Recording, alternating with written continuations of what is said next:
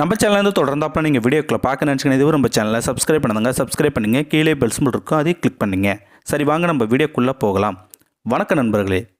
தெருவோரம் பிஞ்ச செருப்பை தச்சு கொடுக்குற முதியோரை பார்த்து கல்லூரி மாணவ மாணவிகள் அனைவருமே சல்யூட் பண்ணாங்க. ஏன் பண்ணாங்க, என்ன காரணம், யார் இவர் அப்படிங்கிற தத்துரமான சம்பவத்தை தான் இப்போ நாம் பார்க்க போகிறோம். அதுக்கு முன்னாடி நம்மளுடைய சேனலுக்கு சப்ஸ்கிரைப் பண்ணாதவங்க உடனே சப்ஸ்கிரைப் பண்ணிக்கோங்க. அப்படியே பக்கத்தில் இருக்கிற பெல் ஐக்கானையும் கிளிக் பண்ணுங்கள். ஏன்னா நம்ம போடுற வீடியோ நோட்டிஃபிகேஷனாக அப்போ தான் வரும். சரி வாங்க நம்ம வீடியோக்குள்ளே போகலாம்.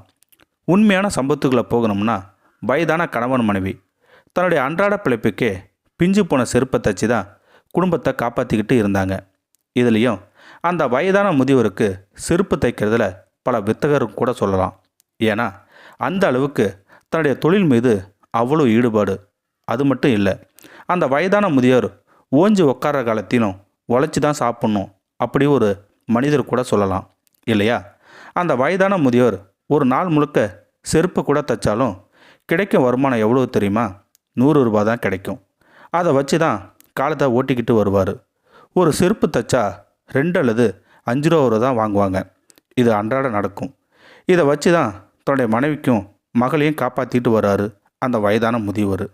திடீரென்று ஒரு நாளைக்கு தன் மனைவிக்கோ தனக்கோ உடல்நிலை சரியில்லாமல் போயிட்டாலும் அந்த 100 ரூபா வச்சு தான் செலவு பண்ணிப்பாராம். அந்த 100 ரூபா இல்லைனா கூட அன்றைக்கு சாப்பாட்டுக்கு வழி இல்லாமல் போயிடுமா. இதனாலேயோ தனக்கோ தன் மனைவிக்கோ உடல்நிலை சரியில்லாமல் போகாத மாதிரி இருப்பாங்களாம். இதன்லேயும் மனசுக்கு கஷ்டமான சம்பவம் என்னென்னா, மகளையும் சிறு வயதிலிருந்து கல்லூரி வரை அந்த சொற்ப வருமானத்தில் தான் படிக்க வச்சாராம் அந்த வயதான முதியவர். எப்பயுமே அந்த வயதான முதியவர் செருப்பு தைக்கிற இடம்னா ஒரு பெரிய கல்லூரி வாசல் தான் இருப்பார். அந்த வயதான முதியவர் மழை, இடி, வெயில் எது வந்தாலும் தான் இருக்கிற இடத்த விட்டு வரவே மாட்டாராம். அந்த அளவுக்கு அந்த முதியவர் தான் வேலையில் அவ்வளோ ஈடுபாடாக இருப்பாராம் அந்த வயதான முதியவர். அவர் இருக்கும் இடத்துல பெரிய கொடைக்கு கீழே தான் அமர்ந்திருப்பார் அந்த முதியவர். ஏன்னா அந்த கல்லூரியில் தான் அவருடைய மகள் படிக்க வச்சாராம். அதனாலேயே அந்த முதியவர் தான் செருப்பு தைக்கும் தொழிலை செஞ்சுக்கிட்டு வந்தார். ஆனால் அந்த கல்லூரி மாணவ மாணவிகள் அனைவருமே அந்த முதியவரை தினந்தோறும் கிண்டலும் கேலியுமாக செய்வாங்க.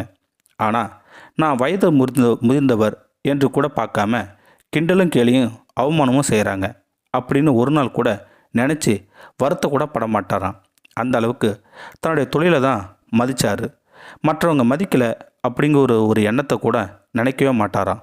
அதே மாதிரி கல்லூரி படிக்கும் மாணவ மாணவிகளுக்கு பிஞ்சு போன செருப்பை தைச்சாலும் கரராக பணம் கூட கேட்கவே மாட்டாராம். இதனாலேயே பெண்கள் மத்தியில் அந்த வயதான முதியவருக்கு பெயர் இருக்குது. பெண்களுக்கு செருப்பு தைச்சு கொடுத்தாலும் காசு கேட்க மாட்டாராம். இதனாலேயே அவருக்கு பெண்கள் மீது வன்புணர்வும் ஜொல்லுப்பாட்டினும் கிண்டலும் பண்ணுவாங்களாம் அந்த மாணவ மாணவிகள். இது காது படக்கூட சொல்லுவாங்களாம். அதை கூட அவர் நினச்சி வருத்த கூட பட மாட்டாராம் அந்த வயதான முதியவர். இது மாதிரி ஒரு நாள் தன்னுடைய வேலையை பார்த்துக்கிட்டு இருந்தார் அந்த வயதான முதியவர். அப்போது கல்லூரி முடிய நேரம். அன்னைக்கு தான் அந்த முதியவருக்கு வாழ்க்கையில் ஒரு திருப்பு முனையும் ஏற்பட்டுச்சு. ஏன்னா கல்லூரி முடிஞ்சு கல்லூரி மாணவ மாணவிகள், பிரின்சிபால், சக ஊழியரும் வந்துக்கிட்டு இருந்தாங்க. அந்த கல்லூரி முதல்வர் பிரின்சிபால் கூட சக மாணவிகள் பேசிக்கிட்டு வந்தாங்க. நடந்து வரும் பொழுது தான் அணிந்திருந்த செருப்பு பிஞ்சு போச்சு அந்த கல்லூரி முதல்வருக்கு. இதை கண்ட மாணவிகள், பரவாயில்ல மேம், காம்பவுண்டு வாசலில் வழியில் ஒரு செருப்பு தைக்கும் முதியவர் இருக்கார், அவர்கிட்ட போய் தச்சுக்கலாம், அவர் பெண்கள்னாவே காசே கேட்க மாட்டார், சரியான ஜொல்லு பாட்டின்னு சொன்னாங்க. உடனே அந்த முதியவர்கிட்ட போய் பிஞ்சு போன செருப்பை தைக்கவும் கொடுக்குறாங்க. உடனே அந்த முதியவர் முகத்தில் ஒரு பொன் சிரிப்போடு வேக வேகமாக அந்த செருப்பை தச்சு கொடுத்தாரு அந்த முதியவர். உடனே அந்த கல்லூரி முதல்வர் எவ்வளோ என்று கேட்கவும் செய்கிறாங்க. உடனே அந்த முதியவர், ஏமா உங்ககிட்ட காசு கேட்பேனா அப்படின்னு சொல்கிறாரு.